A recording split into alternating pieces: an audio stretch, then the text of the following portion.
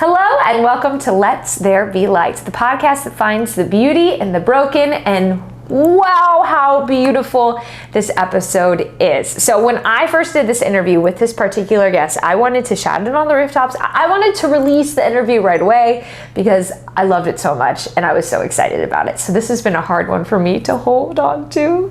But today's guest is, especially if you have been in the women's ministry, the Catholic sphere of things, I'm sure you have run into Jackie Angel and some of her incredible videos that are so informative and very helpful, and just really the ministry that she's been doing for several years now. It's just so powerful. So this was such a gift to be able to talk to her. For those that might not know her, I'm going to go ahead and read a little bit of her bio. She's a Catholic speaker, singer-songwriter, worship leader, and host of the Memorized Scripture and the Jackie and Bobby podcast. She earned a bachelor's degree in religious studies from California State University, Fullerton, and has had extensive training in youth ministry from Franciscan University of Steubenville and Life Teen. And throughout her adult life, she served in many capacities, including youth, young adult, marriage, and music ministry. She has released 2 original music albums, Your Kingdom is Glorious and Divine Comedy. So she's currently living in Texas with her husband, Bobby, and their 5 children. And this is an episode that you need to listen to, one, and then, well, please, and then you need to send it to a woman that you might know who is looking to get married, preparing to be married, is in marriage. It's really just such full of so many good information, both on just the church's teachings, but also from Jackie's own experience and the life that she is living as a wife and a mother. And something that I love about her ministry is she says that the messages are actually for women of all ages. So I really think a lot of people will get a lot of things from this episode. She shares about her own discernment story, advice for women looking for that special someone, defining gender roles in a relationship, how to know if you found the one, and tips for really staying in the present moment, which I really appreciated her advice on that one. So it's just such a fruitful conversation. It was a wonderful time I was just so fortunate that she's a busy woman and she gave me her time, and I'm just very grateful. So I hope that you enjoy it. Please, if you're on YouTube, remember to subscribe, Apple Podcast, Spotify, follow along. We have lots of exciting things to come, but thank you so much for being here. Thank you for listening. Please share this episode, and I hope you enjoy it as much as I did. Bye. I'm Mary Coltwriter. Welcome to Let There Be Light. Finding beauty in the broken starts right now. Let's get ready. Let's get ready to shine. Let's get ready. Move yourself all through the night. Okay, well, Jackie, first, I wanted to tell you that I loved the video of all of the men of your parish wearing the same shirts. Wasn't that amazing? That was hilarious. Yeah. Our friend was just over it was her idea. Like, she saw a video of a parish where it was like done on a small scale. And she just reached out to us, her friends, and was like, hey, like, we should do this to our husbands for Father's Day. And that started with a group of like 20 or 25. And then it was like, hey, let's invite, like, oh, I got some more people were excited. Like, I told them about that. I'm like, hey, let's just tell the whole mom's ministry. Yeah. And it went from like 20 to 200, and it was awesome. Oh my gosh, it was so funny. So cool. I mean, Yeah. when I saw like it was being picked up by all the news stations, I was like, as it should, because this was impressive. Yeah, it was, I mean, it was awesome. Like the sea of aqua. It was amazing. I did like that. It was a very like bright aqua. Like it was a very dramatic shirt in general. Yeah, and they all looked really good in it. It was actually a pretty good color I was like, this is actually a pretty universal good color. I loved like colors and color theory. And I was like, this is actually a really good universal color for a lot of these guys. Like, they all look pretty good in it. This is good. Oh That's my amazing. gosh. Yeah. But I mean, I've been a huge fan just of all of your videos and your podcasts, and you are so great at what you do and have touched so many lives. I want to talk a little bit about your conversion story, because I believe it was, or I should say reversion. You grew up Catholic, correct? Yeah, I call it a conversion because I feel like for me, like reversion means like I had something and then it went away. And I was Yeah. like, I never had, like, for me, it felt like a conversion because Yeah. I was raised Catholic in a very lukewarm household. Mom's Catholic, dad's not. Mm. And like really all I knew about my faith was say grace before meals, do your bedtime prayers, go to CCD, and it just church seemed boring to me. And then I had an amazing youth group when I got into high school, but it still just was this I'm Catholic on Sundays at youth group, and then the middle of the week I kind of forget about God a little bit and I'm just living for myself. And then really it was like after senior year of high school, I went to a Steubenville conference and I was actually a young apostle, which is like there were 30 of us who were juniors, seniors, or just graduated, and we were like there for a week before the conference and having daily mass and going to adoration and learning scripture verses. And I remember having this girls' session. There were a couple things that changed my life. Number one, daily mass and falling in love with Jesus in the Eucharist that week and that weekend. And then number two, having guys on the week that actually love Jesus because like guys at my high school, I just didn't know Catholic guys who were so in love with Jesus and they knew their faith. And I was Mm. like, whoa, I don't even know what these people are talking about. They were talking about the Divine Mercy Chaplet and Padre Pio. I'm like, what are these things? Like I felt like they were Right. speaking a different language that I was like, I've been Catholic for 18 years. I don't know what these people are talking about. Yeah. And at this point I didn't even know how to pray a rosary like on my own, right? And then my one of my college leaders or one of my leaders, she was engaged in talking about NFP in this girls session, and all the girls were like, "Oh my gosh, that's so awesome!" And I just kind of sat there super uncomfortable, like nodding my head, like, "Oh, this is great." And I didn't know the church's teaching on all this, and I Yeah. just thought when you got married, you could do whatever because I never learned the church's teaching on Right. like sex within marriage or chastity within marriage, and Yeah. it was so uncomfortable, and that was such a huge I feel like when you're uncomfortable, that's when conversion happens, right? And Hmm. for me, that was so after that weekend, I mean, my life, I encountered the Lord in such a profound way and I fell in love with Jesus and I started going to daily mass. I started reading everything I could get my hands on and learning my faith. And this was great because it was right before college. And Oh, so I was so excited when I went to college. I was so on fire and I was telling everybody about Jesus. Like anyone who yay. would listen, I was like a squirrel and just telling everybody and wearing all these Jesus t-shirts at my public university. And Oh. yeah, it was awesome. Like it was such a beautiful time of life of like falling in love with the Lord. Yeah, that is beautiful. Yeah. And I mean, I loved that as you mentioned, like it happened all right before college and just Yeah. having that foundation and that idea. So when you started your ministry, you started out then in music first, correct? And then when did you kind of realize that God was calling you to go deeper into women's ministry? Yeah, so it's interesting because when I was a senior in high school, music has been part of my life for a long time, and I remember singing in the church choir when I was like in fourth grade. And then as a senior in high school, I was like a core member for our middle school ministry, and then I had my conversion. It's interesting because like I was playing guitar, taught myself how to play guitar my senior year of high school, and then I fell in love with the Lord, and I started writing music for the Lord, and it was like, oh wow, I didn't even know I had this in me really, Mhm. and just started writing a ton of music because when you fall in love with that's what happens, right? It just Yeah. all starts coming out. Right. And then yeah, in college I was a core member for middle school, high school, and then I was doing like summer camps with Life Teen, and this is kind of where I think the women's ministry stuff more started because we would divide at summer camps, we would divide into men's groups like men's and women's sessions.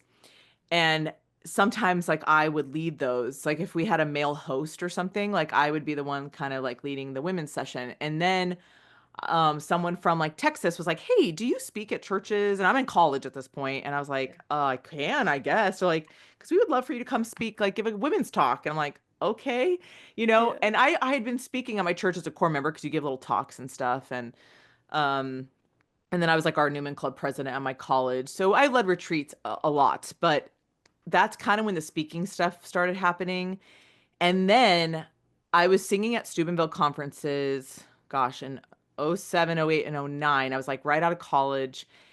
And literally at Steubenville, the one of the guy who was in charge of the conferences came up to me. He's like, "Do you give women's sessions?" And I'm like, "I can." He's like, "Because we need someone to do entertainment and do the women's session at this one conference." And because I played music and I sing and I play guitar, Yeah. so I did both. I did like entertainment and the women's session. And then that 2009 was the first year I did a big scale women's session at a Steubenville conference. And then it just I took off. And I really think like women's ministry, doing those girl sessions and like hearing the feedback, getting the emails, getting the messages, it just opened up just something I'm passionate about. Like I'm because a lot of it is about relationships, and about a lot of it is about even just the like wounds and like that kind of Right. stuff.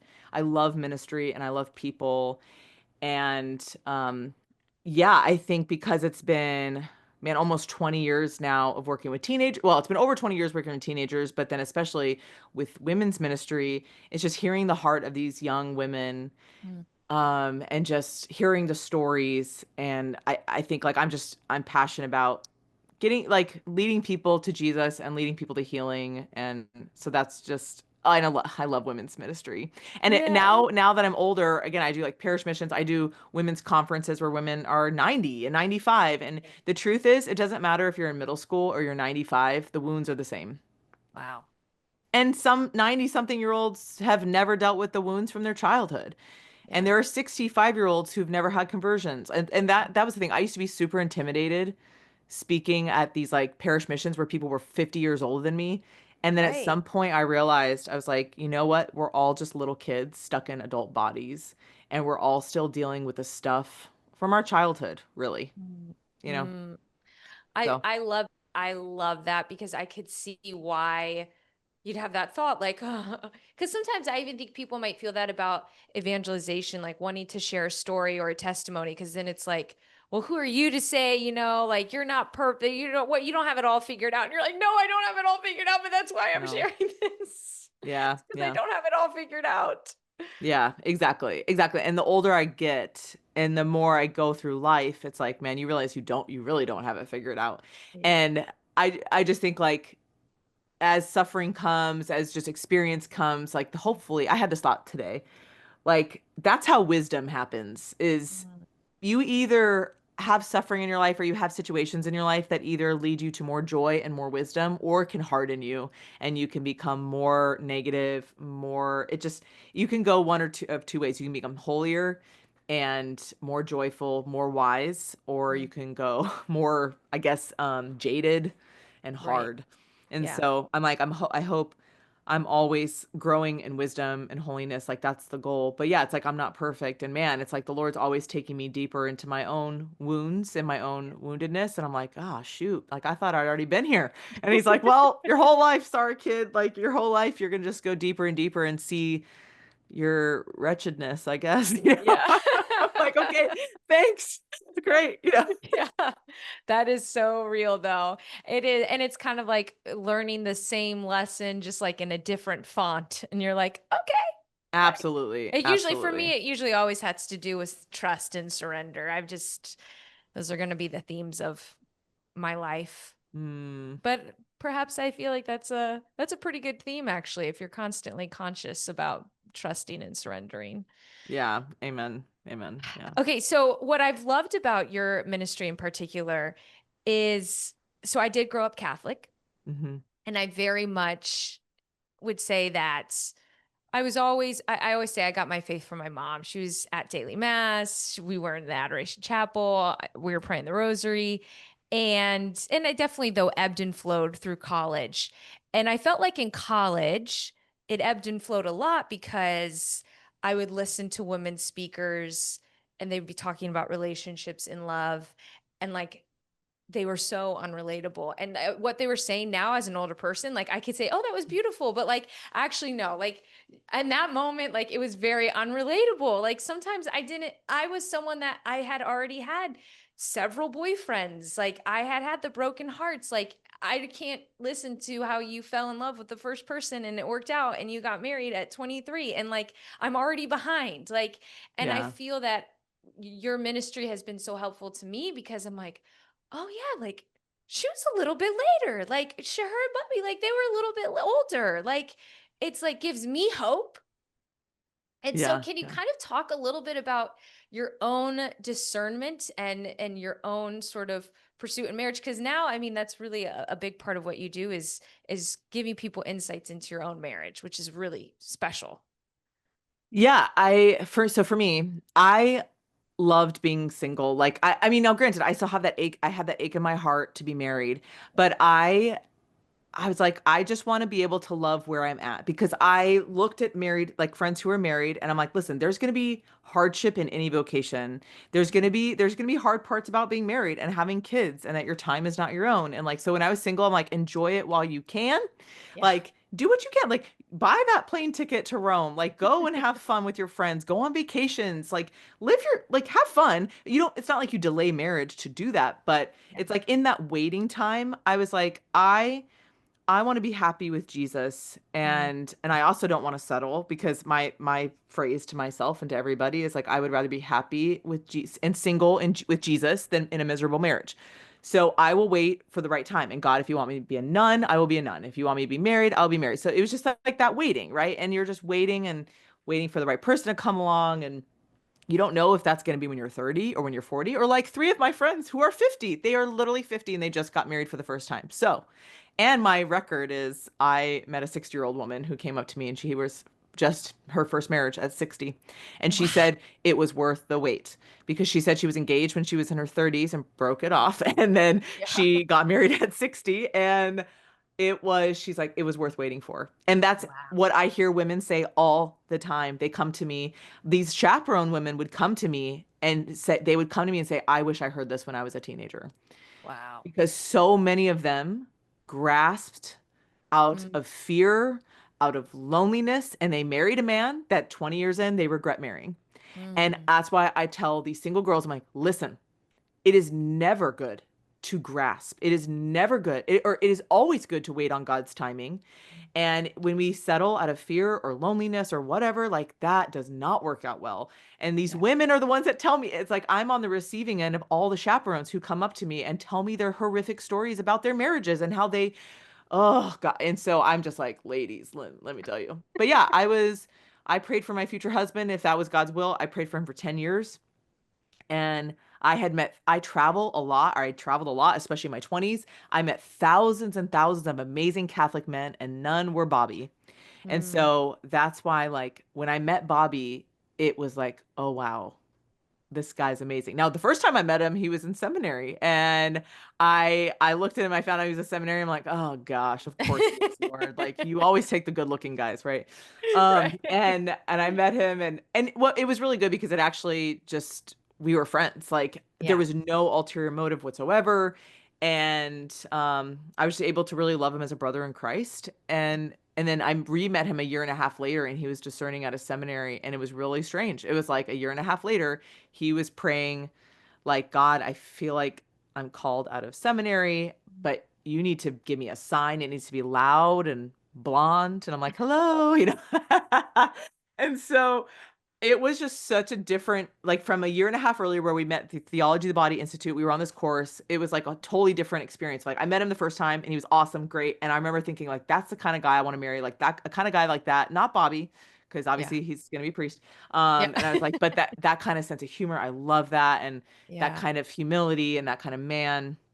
And then a year and a half later, it was like, it was the time. And it was very cool how it was almost like our eyes were just open and it was like, whoa, like there you are. There you are. Yay. And then yeah, so it was just pretty amazing. And yeah, he's an amazing man. And so 12 years later and five kids later, eight kids, five on earth, three in heaven, you know, man, I still love him so much, and I'm like I love him even more than because it's like in a good marriage, like you get to know someone even more deeply, and as Mm. you like, and I think this is a good sign of like a good relationship is that when you have conflict, you afterwards you love them even more and appreciate them even more versus like with the wrong person. I remember with other boyfriends, like we'd have conflict or like arguments, and I'd be like, ugh. Like, this Mhm. is not good. Whereas like with Bobby, it was like, oh man, I love you even more. I love your heart even more as I get to Yeah. know you. And so it's been beautiful. He makes marriage easy. He's my Yeah. best friend. So Yeah. my favorite definition of marriage is that it's friendship with romance. Yeah. So Can we and some people just talking about marriage on a very religious level because something that I feel like I definitely grew up in the age of, the romance of it, the Hollywood of it. But can you kind of explain for people maybe like what's the point of marriage? Because I've even heard some people say like, what's the point if marriages aren't even in heaven? It's like, what's if we're supposed to be living for eternity? Like, why do we even get married? Right. So the man of my dreams, the love of my life is Jesus. And I was like, I want to make sure I marry a man who loves Jesus more than me. Why? Mm, Because I'm not God and he's not God. And I try to tell people like nothing on earth will satisfy you. No amount of money or popularity, success, no human being can fill that ache that only God can fill. And so if we marry thinking that another human being is going to be our everything and going to satisfy every desire of our hearts, oh man, we are in for a huge heartbreak. Huge heartbreak. And mhm. that's why there are people who do get married thinking this person is fulfills me and satisfies me and the whole Jerry Maguire you complete me and like listen, I am a huge romantic. I grew up on Disney movies. I love romance. And I remember Bobby's spiritual director said to him, make sure you're in love more with the reality of her than the romance. Mm, Because so many people fall in love with the idea of a person and not the person. yeah. And this happens, I mean, I've seen this happen with this happened with a friend of mine who they broke up, got together, broke up, got together, broke up, got back together. And I just had this feeling. I was like, I think because they were long distance, I was like, I think when you're apart from her, you idealize her in your head and you fall in love with her in your head. And then when you're together, you see the reality and you're like, oh, shoot. Hmm. And then they were engaged. They broke it off. I like prayer blocked this. Bobby and I, they told me they were engaged, and I was like, oh no, like oh no, because I saw it. I was like, you are in love with the idea, not the person. And so I Yeah. was like, Bobby, we got to prayer block this. Like we have like Jesus, Jesus, listen, we know your will be done, but can you please Yeah. break them up, please? But your will be done, right? Like we Yeah. couched it, and your will be done. Yeah. And so the purpose of marriage, like in a Christian marriage, the goal is to lead each other to Jesus. Mm, Because if Jesus Christ is the bridegroom and we, the church, are the bride, then the whole goal of marriage is to lead each other to the ultimate bridegroom, who in heaven is the one. Like he is the one who satisfies every desire of my heart. So on my wedding day, I remember being at mass and looking at Jesus and being like, Jesus, you are the bridegroom. And then Bobby next to me, this is the best man. Like this is the best man who's going to get me to heaven and then get me to you. And so marriage in the Catholic sense, marriage is a foretaste. It's a foretaste and a sign of heaven. Now, what do I mean by mm, that? Because the love of marriage is supposed to show people God's love. mm, Like we were made for union and communion with God in heaven. And if Jesus is the bridegroom, we the church of the bride, heaven is a wedding feast. It's a wedding. And that analogy is used, the most used analogy for God's love for his people is that of a bridegroom for his bride. And so earthly marriage is supposed to be a foretaste of heaven. Now, often it can be a foretaste of hell. Like, mm, and again, obviously we know a lot of marriages that have abuse or that have adultery, that have just horrible things. Like again, we've settled out of loneliness. It's just miserable. And so those are, man, those are foretastes of hell. And like, instead of having the fruits of the spirit of gentleness and love and peace and joy, it's like, mm. oh, it's rough. And Yeah. and so a beautiful godly marriage is supposed to show people God's love. It's supposed to reveal the fruits of the Spirit, which are joy and peace and love and kindness and gentleness and goodness and generosity, all that stuff. Yeah. So the goal of a marriage is to get each other to the one who satisfies every desire of our hearts, because no human being can do that. And Bobby and I, having met in the context of the Theology of the Body Institute, we both knew going into marriage, like neither one of us are going to satisfy every desire of our hearts. Only God can do that. Like Yeah. I'm not God, he's not God. We are two imperfect people, and we are running this race together to heaven. And Mm, so he is my best friend. And I say that in the sense of like Aristotle had three types of friendships. There's virtuous friendships, friendships of utility, and friendships of enjoyment. And a virtuous friendship is where two people have a common goal or aim. And a virtuous friendship in a Christian context is where the common goal or aim is heaven. So we mm. are running this race together, helping each other to heaven. So let's kind of go when you mentioned, you were standing at the altar on your wedding day and you even had said that like making sure it's not the love of the idea of the person, which I really like because I also think you could be in love with the potential Oh, of a yes, yes, person as absolutely. well. Uh-huh. I think that's something that I know I have been guilty of before in my life is like, well, this guy, he's gonna be good when he gets Yep. this. Yes, and that's a scary sight too. So, can you kind of talk about engagement? I know you work with a lot of engaged couples and like what that should look like expectation wise, because it's the idea of like you're not going to be at, 20 years married, but you should probably have a lot of this foundational stuff as well. Does that make sense? Yeah, absolutely. So if you just keep in mind, again, what is a friendship? And so again, to have friendship and romance, because some people are like, oh, you just have the romance and you don't need the friendship. It's like, no. And then some people are like, oh, well, love is a choice. So just marry whoever and you don't really need the romance. It's like, no, you're gonna have make love to this person a lot. Like, no, you really do need to have a solid foundation of both. So what does a friendship look like? Let's talk about that. Okay, a friendship with someone of the same sex, one of your best friends. What is a really great friendship? Who are your best friends? They are people who are life-giving, not life-sucking. They are people you feel completely safe with, and you can be completely yourself. You don't have to pretend to be someone else. I was worried about that. Like I was really worried, like, do I have to change myself? Like before Bobby, not this is before Bobby came along. I just was like, God, are you going to bring a guy like that doesn't like praise and worship? Because I'm a worship leader. Like, are you going to bring a guy that doesn't like ministry? Am I going to have to change myself? Like, I'm a speaker. Is he going to make me like be like, nope, you can't do that anymore? And I was like a little worried, like, am I going to have to change myself? And it was so beautiful because when God brought me Bobby, it was like, no, they love you for you, Yeah. and yeah, it's like you don't have to pretend to be somebody you're not. And that's why I knew so quickly Bobby was the guy I was supposed to marry because I felt so safe to be me. With other guys I dated, I was like, I always kind of had to be someone else, or like I was too Catholic, or I was too goofy, or I was too this or too that. And with Bobby, it was like, man, he got me. And that's what Right. our best friends are too. They're people who get us, and we don't have to self-censor. And that with your spouse, there should be that vulnerability and that safety. You feel this sense of home, like, there's peace and there's joy. And people kind of get mad at me sometimes, like when people struggle with anxiety, and some people have general anxiety or whatever.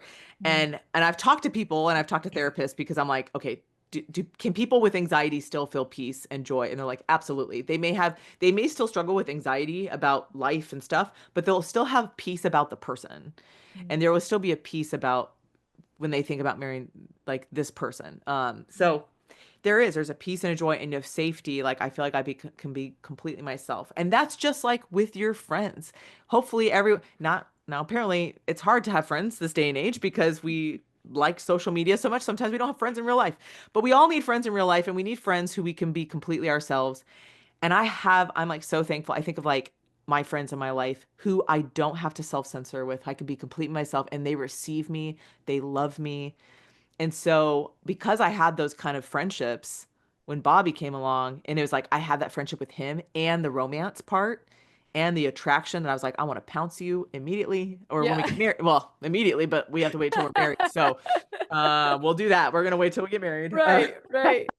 And we did. Thank God. Yeah. Praise the Lord. But yeah, it was like to have both of those things was so awesome. Okay. And I think it's just looking at what a real good friendship looks like.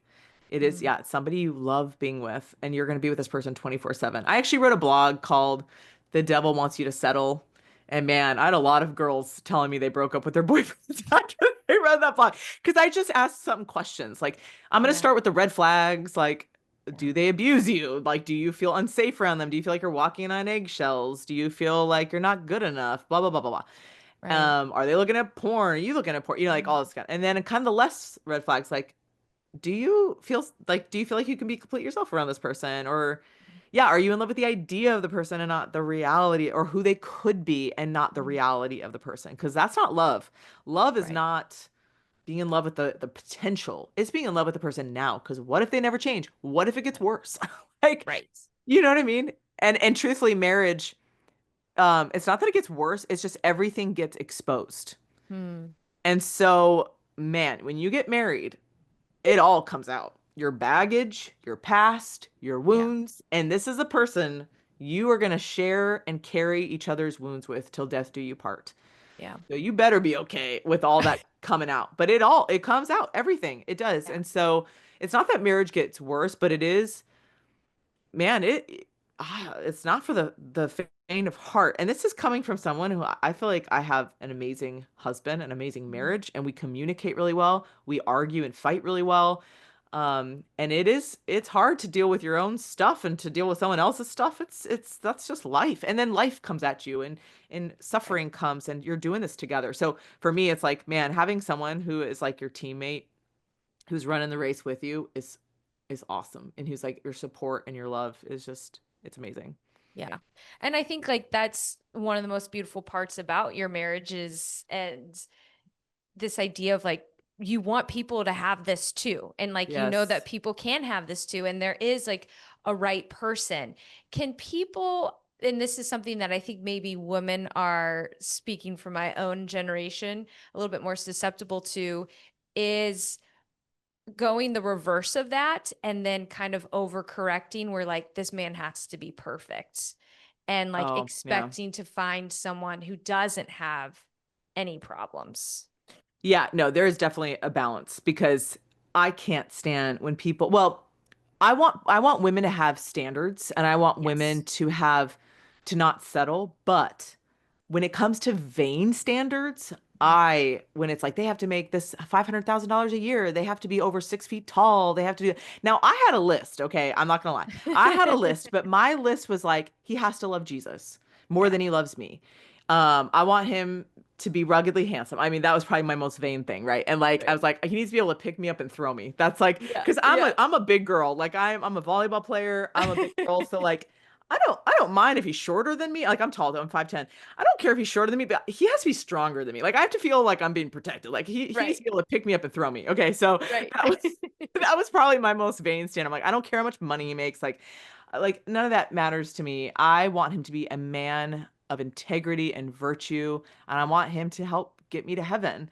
Yeah. And I want to get him to heaven. So when people have these crazy um vanity standards, Mm. that's like, man, that's not what matters. Like, if Right. you get married and your spouse gets in a car accident, and Mhm. like, there's like a lot of things you have to think about. Like, that's a question this one deacon asks, like, to the guys. He's like, if your spouse got in a car accident when you got married and you could never have sex again, what would you do? And the wife, the fiance always looks at the guy and is like, yeah, what would you do, buddy? And it's like the real questions of this is supposed to be in good times and in bad, in sickness and in health till death do Yeah. us part. Right. Oh, right, like this. It's like, what would you do? What would you do if they lost their looks? It's like, what would you do if they lost their job? Mm. It's like all that vain stuff, it could go away in a second. Yeah. And so none of that, like what really matters is that they are, again, you have, and this is why I always come back to the friendship piece. Like, do you have a friendship where you feel completely safe and vulnerable just to completely be yourself with this person and you're Mm. not trying to be somebody else? Another analogy is like, do you feel like you're trying to make the shoe fit? Mm. Because sometimes, here's the other thing. Sometimes all the checklist can be there and Yeah. it's still not the right fit. Right. And sometimes I will say this has happened. I've seen this happen. Sometimes you don't even know why it doesn't make sense. It Mm. just doesn't. And you feel like you're forcing it to fit. Yeah. And I have seen that, like, oh my gosh, there was a guy that I liked. Every box was checked. Oh Mm. my gosh, every single box was checked and it just felt wrong. And I was like, oh gosh, like, man, this guy has all the things and it just was not right. And he Yeah. wasn't Bobby. And yeah, so Mm. yeah, sometimes you just know in your gut, like, dang Yeah. it, Yeah. dang it. Yeah, I'm trying to make it fit and it's not fitting. So let's say now kind of in more of the marriage piece, something that's sometimes for women can, or at least the perception of the church can be tough because it's like they don't want women to be these strong and have opinions and this idea that, you're supposed to be submissive. Can you kind of talk about, I don't know if gender roles is the right word to use in the household, but like what that looks like in a healthy, godly marriage. Yeah, so obviously we are different as male and female, but we're also different even in like our temperaments. And Mm. so I, for instance, I don't know if anyone knows temperaments, but I am a sanguine choleric, and so I'm definitely more the extroverted, outgoing. Choleric can be a little more bossy, you know. And my husband is a melancholic, I think he's a melancholic sanguine. And so he's definitely more introverted, but like I was like, because I'm such a jock. I'm such like a I'm not what's the word? I'm not formal at all. Like I'm such a dude sometimes, you know. Yeah. I was like, I need to marry a guy who has like, even though I'm a loud strength, like I need a guy who is more humble than me and has like a quiet strength. Mm. And Bobby, man, his like he balances me so well. And I always like there were other guys I dated that I emasculated for sure because they it they were intimidated by, like, I just felt stronger than them and I was like, I don't want that. I actually talked to a girl who was like, I'm like a strong woman. She's like, I need to marry a guy who's more of a dude than I am. And I was like, I get that, girl. I get that. And there were people who told me like, Jackie, you intimidate guys. And I'm like, I'm sorry. The guy that I marry is not going to be intimidated by me. Yeah. Like, that's not the kind of guy I'm going to marry. I'm not going to marry a guy who's intimidated by me. I'm going to marry a man who is so secure in himself and in the Lord.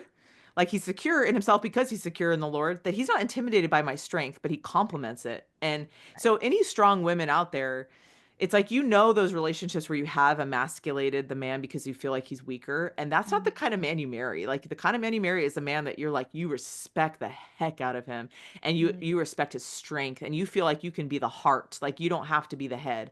And so with like Pope John Paul talks about mutual submission. Oh man, it's so funny. There are Catholic people out there who can't stand the thought of mutual submission because they're like, women, wives, submit to your husbands. Like, I'm like, listen, yes, yes. It says in Ephesians 5, wives submit to your husbands, and husbands love your wives as Christ loved the church. And what does that mean? It's like submission means to be under the mission. And if a husband's mission is to love his wife as love his wife as Christ loved the church. Christ loved the church by laying down his life for her. I'm like, that is a mission I can be under.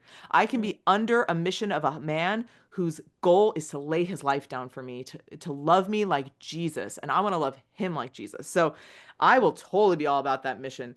And so but my husband and I are in this together. We are on a team. And so we both are run by the Holy Spirit and we listen to each other, we discern together. I yeah, we try not to let pride run our marriage. We try to always let the Lord run our marriage and humility. And so I mean, yeah, it's like even the mission, like I respect the heck out of my husband. So I will listen. You know, if he tells me that the toilet paper roll should go on the other way, like the wrong way, no, I'm not going to submit to that decision. Okay. Because I'm like, there is a right way. There is a right way that the toilet paper has to go overflowing. Um, Right. so it's just funny. So when it comes to roles in gender roles, every couple is different and every couple comes from different house being raised differently, right? So like Mm. before you get married, it is so important to talk about this. Like, what were you raised with? Were you raised with a mom who stayed at home? Were you raised with a dad who always did the dishes and mom always cooked? Like, what were the roles in your family? Because that's going to be partly what you expect in a marriage. Mm. And so, I mean, because I've seen this in other marriages, like I've seen how their expectations from their childhood comes into their marriage, right? And so Yeah. Bobby and I had to talk about like what do we expect of each other, like what do we expect, what did we come from, and maybe what do we want to change, but we always want to help each other, always. Like, this is Yeah. not a domination thing. It's not like, oh, wife, make me a sandwich, although my husband jokingly says that and it's funny. Like, we joke, like I love that my husband is so funny. He makes me laugh even when I'm angry at him. He makes me laugh and it's wonderful and I want to punch him and then I want to kiss him. Yeah. And so like, this is not a dominating thing. Like, the whole point of marriage is to serve each other and to outdo one another in showing honor. Like, I love that. It says that in Romans chapter 12. It says, love one another with brotherly affection and outdo one another in showing honor. So Mm. this Wow. is not about I am the head of the house and like you have to do all this stuff. This is about like we want to help each other and outdo one, like help each other and show honor to one another. And so my husband's so good. He's always like, "How can I help you? What do you need help with today?" And because women automatically, especially being having kids and like being the more nurturing and maybe not always, but like our I don't know, for me it's like my husband is very clean, like hygiene wise, but Yeah. not house wise. And I told him, I said, if Right. I die, can you please get a maid? Like, please. Like, if I die before you do, like just make sure to get a maid. 'Cause- Yeah. or make sure you remarry like quick, please. Right. It's like this house will not be clean. So, but he's so good in like asking me, like, hey, like my parents came today. And so he's like, hey, how can I help you be less stressed? And instead of him being like, woman, you need to do all the work. Because I do know men who are like that, who are very machismo Mm, and come from those kind of backgrounds and like think, woman, you need to submit to me and everything. You need to do all the housework, blah, blah. Now, if the wife loves that, great. right. But that's not always the case. It's like Bobby is so good. Like we communicate what we need and what we need help with. And again, like I don't normally do the dishes, but there will be times I'm like, man, he's just been really busy today or he's had a lot of work today. Like I'm gonna do the dishes and help him out. And then there are times that I just see him like making the bed or like vacuuming the floor because he knows that I'm stressed and I have a lot to do, and so he helps me out. So it's not about I feel like yeah, there are people, and again, I just think this is so it's such a place of pride Mm, when it's like, wow, submit like you need to do this. It's like, no, no, no. It really is we are serving one another. It's not about a competition. It's not about domineering. It's like how can we love each other and help each other? yeah. And we're on the same team, right? Right. We're on a team. Right. Are there things in your marriage that you have sort of set in place? You hear things like, oh, we don't go to bed angry. And are there any Mhm. sort of those boundaries that you've kind of set that you wouldn't mind sharing? Yeah, so my husband is a melancholic and takes a little longer to process arguments. So we actually do go to bed angry sometimes, which is hard for me because I am an external, like, I'm like, let's process this, let's do this, let's get over Right. this argument. Yeah, me I hate too. going to bed angry, Yeah. but I have seen it so many times where my husband just needs a good night of sleep and Yeah. he'll wake up in the morning with clarity and he'll be like, Yeah. babe, I am so sorry. No, I'm just kidding. I mean, yeah, sometimes, and no, it's my You're like, fault I too. was right, wasn't I? Yeah, yeah, yeah. Thank you. Thank you for saying sorry. Like really, if it was his fault and it is his pride, he'll get a good night of sleep and Yeah. realize like I am sorry. So that has been hard that like I do know that sometimes we do just need a night of sleep. However, it is our rule.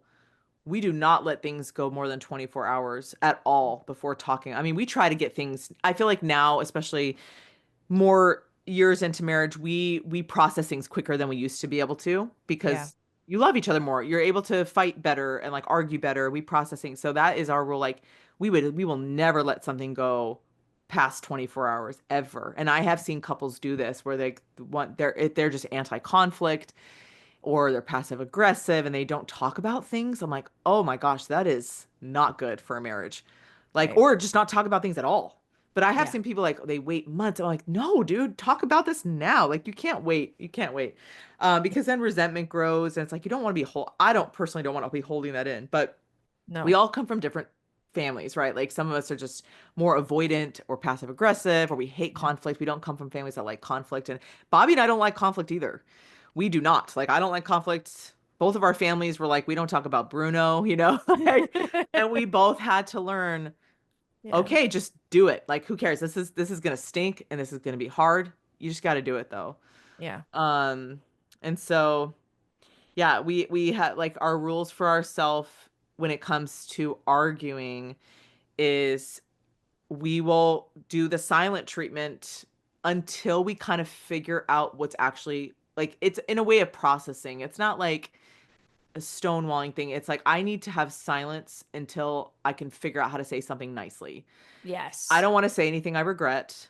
I don't want to call names, even though I'm thinking Mhm. them because I'm so angry right now. It's Yeah. like the silent time is really the question of like, why am I angry? Right. What's really happening? Because sometimes it's not what's at the surface. That's Yeah. what we're really angry about. There's something underneath, like, oh man, it's my own insecurity. Mhm. And this is why blah blah blah. Or it's because I don't feel loved or seen or appreciated. That's at the underneath. So we always kind of ask ourselves, why am I angry or why did I do this? And that just gives us time then to have the conversation or like, okay, let's talk about what's going on. And then we do the conflict thing where we say like use I feel statements Yeah. and like, hey, I felt really hurt when you did this. And I also like doing I wish it would have gone this way, and then in the future, could you do this instead? Because Mm, it's like you can't change the past, right. but you can say, hey, in the future, I would like if I do this, I would love for you to respond like this, you know? Yeah. If I say this, like this is what I hoped, this is how I hoped you would have respond. Or like this is how I hope you respond in the future. Because it's like our spouses can't read our minds. Mm, And so that's why it's so important to communicate all these things. Yeah. Yeah. So those are, yeah. I'm trying to think like our rules for ourselves. I mean, we have a lot of other rules. It's like, yeah, we need intimacy. We need alone time. Like our kids go to bed at 8:30 or to 9 because it's like we need alone time. I have friends whose kids stay up all night and I'm like, that maybe that works for their family because every family is different. So, maybe some couples connect in the morning or whatever it is, but like Bobby and I need our alone time. We're like, kids, you're going to bed. Like go to bed. Yeah. And they do. They go to bed between 8:39 Yeah. and we're like, we need our alone time. We need our just time with each other and we need our Yeah. intimacy time. We need our quiet time, prayer time. So it's like, yeah, we have rules for ourselves and our Mm, own prayer lives. And then we have rules for just like our marriage. Because yeah, Bobby is an introvert. Like he needs like alone time. And that was I took that personally as a thing when I was like, wait, you don't want to hang out with me every moment of the day? Like I'm offended. Like I don't you love me? And so he Yeah. was like, no, you don't understand. Like I just need to go to the gym by myself. I need alone time. And I was like, okay. I don't get it, but I get it. Like Yeah. I get it now as a mom. Like I need quiet time too, or else I'd die. Yeah. But I do get it. I do. But yeah, so we have certain rules for ourselves when it comes to our prayer life, our personal life, our together time, and all that kind of stuff. Yeah. And kind of going off of that, can you kind of touch on also staying in your individuality? You talked about like how Bobby was not actually expecting you to change and like Yeah. the importance of staying true to who you are in a marriage and not really like losing yourself. Yeah. Because that does happen. I have seen that happen. I've seen people, they kind of shut other people out and they kind of suck the life from it. And yeah, they become less than maybe themselves or they don't have friends or whatever it is. So I had a girlfriend who was dating a guy who was like expecting her to change. Mm. And I was like trying to just show, I'm like, listen, I just think like the man that you're going to marry is going to love you. And like, he's not going to ask you to get rid of something that you absolutely love. And Bobby, when I told her, I was like, listen, when Bobby and I met and stuff, he was like, Jackie, I want you to speak and lead worship for as long as you feel like God is calling you to do this. Mm. Like, I'm not going to tell you not to, because I had people literally come up to me and they're like, oh, now that you're getting married, you're going to stop speaking, right? I'm like, I don't, is that what God told you his will was for my life? Like, I'm thinking, like, thank you Love for, that. but people assume that. And I'm like, no, it's like that is between a couple. The discernment is always between a couple. But yeah, it's like, you don't ever want to lose yourself. And I think that's even the beauty of friendships. So I will say here, I have seen like there are people who do struggle with possessiveness of Mm. like, or codependency of like they marry somebody and it's like this person is their everything. And they kind of don't have one of them doesn't have friends or both of them don't have friends. And I think it's so important. Like I'm so glad Bobby has his guy friends. They actually have like he has a dad's book club he goes to. I'm so happy. And then he loves that I have my friends and like my friends. This is how I see it. If Jesus is the bridegroom, my husband is my best man. I have then my friends, my Mm. guy friends and my girlfriends who are like my groomsmen and my bridesmaids who are leading me to Jesus as well. Like obviously Yeah. not to the extent that Bobby does and that he not obviously not to that level of intimacy, Mm. but they are leading me to Jesus. And I feel like that's the beauty of friendships. There's a book called Friendship in the Lord and it's out of print right now. We're trying to get it in print again.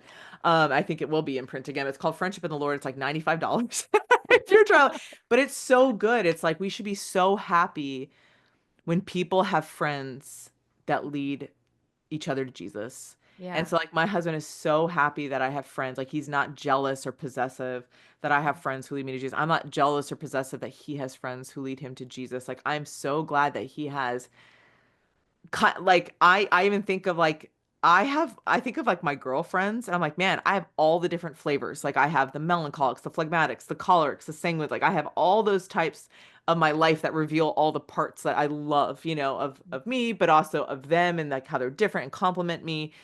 And I love that my husband has his friends too, that aren't me. Right. And Right. I see some people who struggle with that, and they kind of only want the one person. Like, no, you can't have anybody else but me. So Yeah. yeah, it's like, don't lose, man, don't lose yourself. Yes. Yes. And do you Uh, find do you have couple friends? Has that oh been yeah. ever something that you've been trying to do with because I've heard that before, the importance of like having community and like inviting people in your home in that way. Oh, absolutely. I mean, we just had a couple friend over tonight. And they're 5 children. So Oh, we fun. doubled. We have 5 kids, they have 5 kids. It just multiplied. Right. Yeah, it was crazy. But yeah, oh yeah, we totally have couple friends that, and let me tell you, it is rare. It is rare. It is hard to Yeah. find a couple, and we have multiple couples like this, but it is hard to find couples where you like both of you like the husband and the wife. Yeah. So there will be times where like if I'm like better friends with the woman and like the Mhm. husband, you're kind of like, oh, I don't really like the husband as much. Like we Yeah. just kind of have to put up with that, you know? Yeah. But let me tell you, it is such a joy. And we, thank God, man, we have quite a few people like this in our lives where we Yeah. love both. Like we could go on vacations together and have Yeah. so much fun. Like I have quite, yeah, I'm really, really thankful for the couples in our lives that we could like, if you could go on vacation with them, That's big. that is huge because there are definitely people who are like, I love you, but I'd never want to go on vacation with you ever. Right.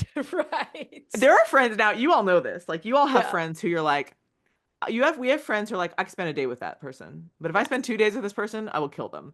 No. And then Yeah. there's people like, I could spend 3 days. I could spend 10 days. I could spend every day with this person and still I could be roommates. Cause obviously there are people like we've been roommates with like in college Yeah. or whatever. And like, man, I could hang out with this person every day and still have fun with them. Yeah. But yeah, then there are people who are like, after an hour, they need to go, you know? Right. But Right. I really think like our deepest friendships are the ones who, again, they get us so well. We're like, I could hang out with you and go on vacation with you. Yeah. Like those are great. And so when you have that in a couple, oh, it is so fun. Yeah. That's So beautiful. fun. Yeah. So one thing that I really loved that you talked about when you were praying for Bobby is that you like wanted to enjoy every single season that you were in. Mhm. And I know that's been honestly like a temptation of my life in even in a career setting of like when I get this job, when I get Yeah. this job, then it's all going to work out. So can you kind of talk a little bit about the idea of trusting in God's plan, not giving into, especially as women, like the older you get, like you feel a timeline. It's Yeah. like it's there and it's in your Yep. face and it's on social media, it's on your screen, it's in your friendships. It's tough. It is tough. Yeah. Yeah. I'm not going to minimize that it is it's hard. I will say the friends that I have seen do it well. Well, I know personally for me, I was like, I just want to be happy where I am. Yeah. And I don't want to ever look at the grass as like being greener on the other side. Like I want to be happy where I am. So when I was single, I was like, I want to be happy and have fun when I'm single. And when I'm married, I want to be and have kids. Like I want to be happy where I am and not because I do know married couples. I know like single people are like, oh man, I wish I was married. I wish I had that. But then I know married couples and people in marriages that are like, I wish I was single. Oh, my single friends get to do all this and this and this. And it's like, yeah, I do have single friends and celibate friends who I'm like, oh man, yeah, they get to do holy hours whenever they want. Like I used to do that when I was single too. But like, listen, my ship is being run by 5 little kids. And Yeah. there's 7 people in my house that I have to, like they're just, Yeah. my life is not my own anymore. And so yeah, it's like like it's just different. It's a different phase of life, and every stage of life is going to have its sacrifices. Mm. So I just want to, and the other thing is like I always want to live in the present. Now I don't always do this well, but I'm like, Lord, help me just live for today Mm. because I could die tomorrow. Right. Like I Right. really could die tomorrow, and like I need Yeah. to live in the present moment. Because sometimes we're just so caught up in the future or our vocation, and we're just not learning. We're not living in the present moment and being a gift to people around us today. Now, so my friend who is 50 years old and just got engaged, you know why she is so joyful? First of all, it's not that she didn't have that ache of her heart to get married. And now, it's not that she didn't mourn the fact that she'll never have her own biological children, But the thing that I saw her do, first of all, she loves Jesus more than anything else. And then the other thing was she is a gift and she has served. And when you serve others in whatever capacity, so she's in ministry and she has so many spiritual children, and that woman serves. And so when you are a gift, like Pope John Paul said this in Gaudium, he literally brought this line to Vatican II in Gaudium et Spes. It's Gaudium et Spes 24. It says you can only find yourself in becoming a sincere gift of yourself. And so instead of always thinking about ourself, when we become a gift, that's where we truly find ourselves. And so like the women I know who I've seen who are single for a long time, who are still joyful, it's like they stopped being so myopic and looking inward all the time and they were serving others. It's not that the ache isn't there still, but I they gave their lives to Jesus and like really had such a beautiful like, okay, I'm going to just allow this time to be time where I grow in such intimacy with the Lord, who is my ultimate bridegroom. Um and God, whatever your plan is, it's just such a resignation to God's will. It's like, okay, Lord, whenever this person comes along.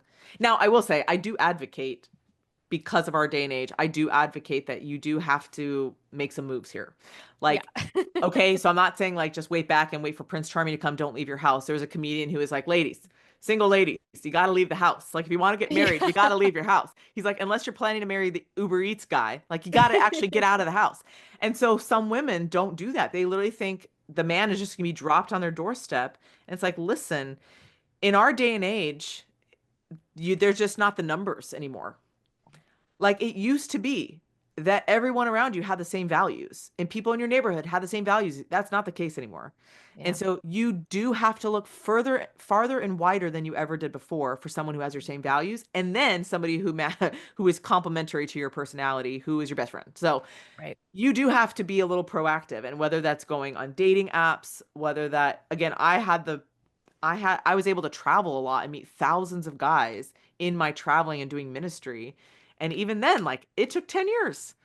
It took 10 years to finally meet a guy who's lived across the country. I mean, my friend Emily Wilson, she married a guy who lived across the globe. Like he's from the Netherlands, she's from California. So it just your search is going to be if you are a woman of faith and virtue and value, it's like those guys are definitely not easy to find. I mean, it's just they don't have the same values as like they used to. So you're gonna have to be a little more proactive and you're gonna have to cast a wide net and get like there's this one book. And it's like you're gonna have to start with the funnel. You're gonna have to funnel. Like so start wide and then funnel it down, but like Yeah. you gotta start going on dates, ladies. Like this Right. unless you want to marry the Uber Eats guy. You Right. gotta get on some dating apps. You gotta start doing this. Like if you want to get married and like literally let's get on it. You know what I'm saying? But Yeah. I will say in the waiting, you still be like, Lord, I trust in you and I trust in your timeline. I don't want to grasp, but I will be proactive. And I'm going to be a gift of self and I'm going to serve others. And yeah, I just look at the women in my life who are in their 40s and still single and who are living that life and doing it beautifully. Although again, there is the ache still there, but they are still joyful. They still love the Lord. And to me, they're like a beautiful witness of what it looks like to still be searching and waiting. Yeah. And I love that too. It's just like such a testament to a lot of seasons of life. It's like living life outward and going to serve. And it's, a tale as old as time of how much you gain from that transaction. So Yeah. it's just Yeah. a good rule of thumb. So what would you say to your younger self? Is there anything that you would want to say and go back in time? Huh. I don't know. Like, so I feel like when it came to being prepared for marriage, I had so many mentors and so much awesome formation in those years of my conversion. Like, I had 10 years post conversion where I was being formed and I had great mentors and I saw marriages and I was asking questions. I'm curious. So I would ask married people all the time, like, okay, tell me about this. What is it like here? Well, what is this like? What is this like? So I was just asking questions. So the only things I didn't know were things that were specific to Bobby. Mhm. And there are some things that you're just not going to know till you get married to a specific person. Yeah. And so all the things that have come that I didn't know, it was just like, those are just things. And man, but my husband really is a saint. So like and not like in a saccharine way, like, oh, like, no, he's just such a good man. And I love that man to death. And he makes me laugh. And he's so handsome. And he Yeah. really is such a holy man. So I love him. Like, but if he dies before me, I literally would be like the first person at his canonization. Like, and that's crazy to say, like, when you're married to somebody, because like you see all of their stuff, right? Yeah. And he is such a good man. Um, and so, sorry, I kind of, oh, what did I say to my younger self? I'm trying to think. I don't know. I feel like God has been so good at giving me what I needed at the time I needed. Yeah. Like in psychology and therapy and stuff, they talk about corrective experiences, Mm, and like we're wounded in relationship and we're healed in relationship. mm, And I had God brought me corrective experiences of marriage. He brought me corrective experiences of family. He brought me corrective experiences of dad, like siblings. I mean, it was just, I'm so grateful when I look back. I'm like, Lord, you did that without me even realizing it. And yeah. you prepped me for marriage just by like the Theology of the Body Institute and Pope John Paul and his teachings and of theology of the body, and like just by couples in my life. So it's like I feel like I knew all the general stuff, Mm-hmm. right? The general things. And then it was just the specific stuff that no one can prepare you for when you marry a specific person. Yeah. So, um, I don't know. I think to my younger self, it's just live in the present. Like, and I think I tried to do that as well as I could. Um, but yeah, I just feel like I had such good mentors who gave me that wisdom Yeah. that, like, I don't know. Again, not to say like I know it, I still don't know everything. Maybe that was what I should, it's like you don't you still don't know everything. You're not gonna like, and I think Yeah. people did say this, like, and I remember people saying this, but like as you get older, you feel, not that you feel dumber, but you're like, man, I feel like I know less than I did before. Right. You Right. do. You feel like as you get older, you're like, man, I really don't know anything. And so Yeah. I think that's the beautiful thing is as you get older, you realize like you you used to think, I think more of my stuff came from parenting. I was so judgy when I was single, and then you actually have kids and you're like, I didn't know anything about being a parent. And you Oh, judge yeah. people who have kids on leashes, and Yeah. then you have a kid who is a runner and you're like, I get the leash. And I Yeah. like, oh my gosh, you do. You do. Like I could judge, oh my gosh, I think more about parenting, that there were things, and then as you become a parent, it's like my kids are so different. Yeah. So different from kid to kid. And it doesn't matter, they're so different how I've disciplined them, whatever. And like there are some kids who will need leashes because they're insane, like Yeah. insane runners. Like I have a friend who was like, there are some kids, they're so easy, you feel like you could have a million of them, and Right. they're still so easy. And then there's kids that are so hard that you feel like that one kid is a million kids. It is so true. There are just kids that are easy and there are kids that are really hard. And so when people are like, I have 3 kids and they were all easy, I'm like, yeah, because some of them, it's number 4. That's the wackadoo. Like Right. I have a Right. friend who has 6 kids, and she was like, I thought I was a perfect parent the first 3 children. And then my Oh, number 4 was insane. And I'm like, yep. she was So deceived. yeah, so I feel like for me, it's the parent. I feel like as a parent, I have failed way more. And I would tell myself like, hey, just like there, I think I would have learned the stages of toddlerdom a little better, because now knowing like with 5 kids in, it's like, oh yeah, this is gonna pass. Like the Right. toddler phases, like don't get riled up, just be patient. This is not Right. personal. Right. And that You fear just of like you're messing up, you're going to ruin this child, and it's yeah. like, One of oh, my craziest kids, she had her tantrums were off the charts crazy, like kicking, screaming. She was such a deep feeler. mm, She is now one of my most intuitive, spiritually in tuned children. uh, And so when I read the story of Saint Therese, who they would talk about her mom, Saint Zélie would talk about her kicking and screaming and rolling around. I'm like, oh, that was my kid. yeah. My kid is like little Therese and now is the most spiritually in tuned child. She is like an 80-year-old stuck in a 9-year-old body. Wow. And she's so wise, but she's just a deep feeler. And so when she was a deep feeler as a toddler and wasn't the age of reason, that was hard. That was Right. really hard. The kicking, the screaming, the meltdowns. Oh my gosh. But now she is just a delightful, very funny, very spiritually in tune child. Yeah. I'm Yeah. going to tell my sister, she has she has a Sanctorette. She has one of those Mm, at 2 years old. I'm going to tell her that because it's like, and of course, and her firstborn is like, doot, doot, doot, doot, super yeah. type A. And it's Hmm. like, but man, you love their crazy. Yeah, you just gotta hang in there, love them, don't let them rile you too much. Like that's the hard part as a parent. It's like I'm like I feel like the goal as a parent is just stay evenly keeled while Yeah. their emotions are so crazy because you do. Like sometimes as a parent you just blow up and you like get triggered and then you just apologize. But I feel like that's the goal of parent is just like to learn how to be evenly keeled when your kids' emotions are like so crazy. Yeah. Yeah. Oh, well, you know what, Jackie, this has just been such a delight. And thank you for being so generous with your time. And I have learned so much. And I just enjoy talking to you so much. And I'm very, very grateful. So thank Well, you. thank you, Mary, for having me. It Yes. was a Yes. delight talking to you. Yes. Would you mind closing us in prayer? Would you be able to do Yeah, that? let's do Yay. this. All right. In the name of Father, Son, Holy Spirit. Amen. Lord, thank you so much for your goodness. God, you are so good. We ask that you pour out your graces upon us of peace and joy, just an increase of faith and hope and love, increase of humility.